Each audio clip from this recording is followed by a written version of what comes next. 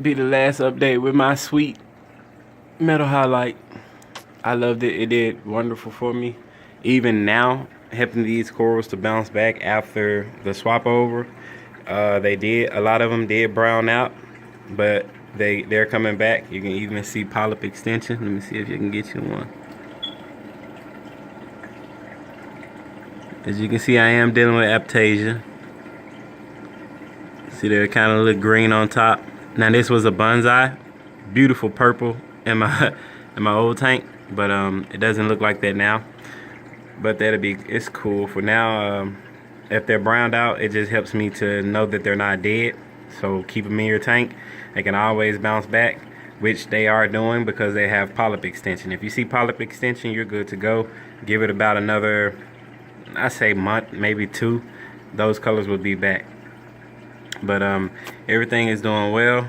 As you can see, the diatom bloom left. I had it for it.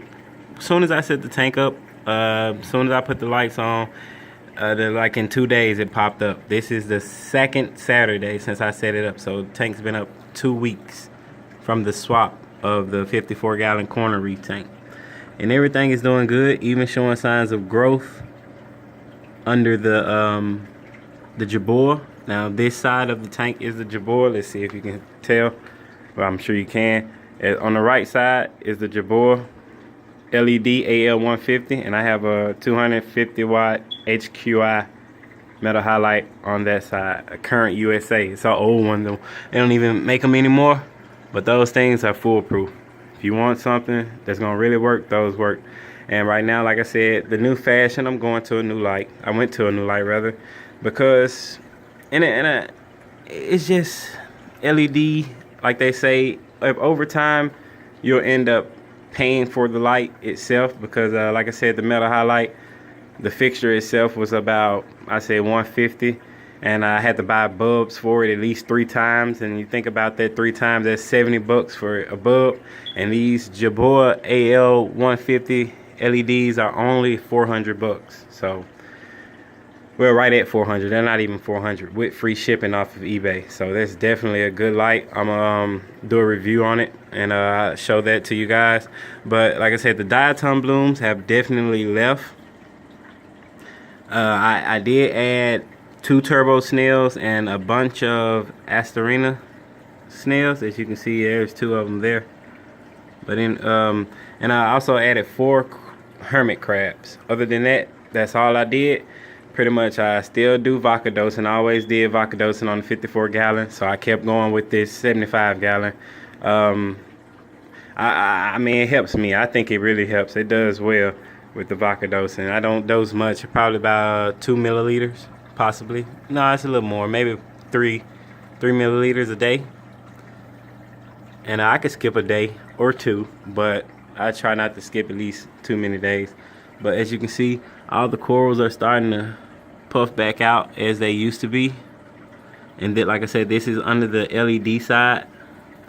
Got SPS over here to see if they'll do well.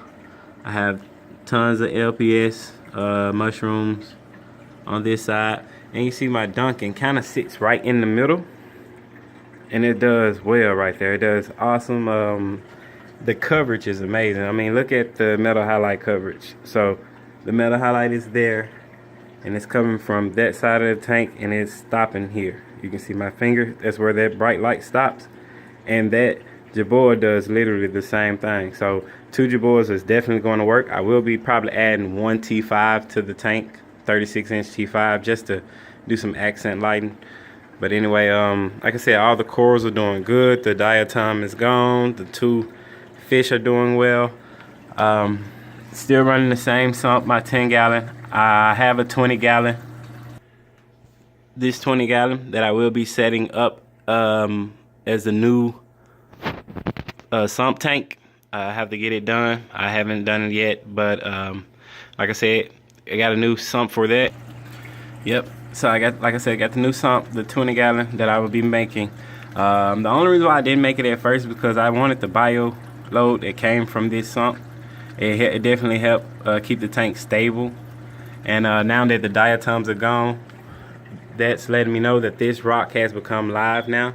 So it is starting to take off. I use crushed coral and a little bit of regular sand, but not much. So anyway, and moving forward, like I said, the protein skimmer is still Cad Light's 3rd generation protein skimmer rated for 120 gallons. Might as well put it on this as well. That's what's good about getting bigger, I guess what you would say, bigger equipment for your aquarium, because you're able to swap it once you're moving forward. So like I said, and that Eheim 3000 pumps out well over 500 gallons an hour. I think it tops out at 792, it says, and that's more than enough that I'll need for a 75 gallon. And I think it's only rated for 800, supposedly, that eShop's overflow, and it does well as well. Like I said, I built the canopy and the stand.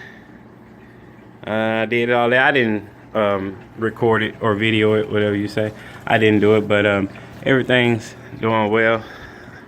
And like I said, this will be the final update before the review of the unboxing of the JEBAO AL150, and just to in general talk about how they're running. I'm gonna pretty much run everything JEBAO on this tank, everything from the pumps.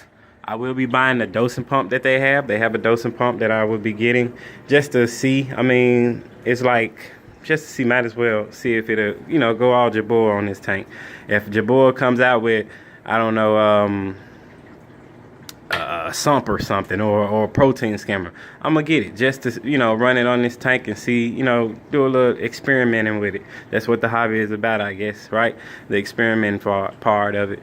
But like I said, this is final update with the 250 watt HQI metal halide, which I loved. It helped. It did a great job over the 4 years I had it on my corner 54 gallon.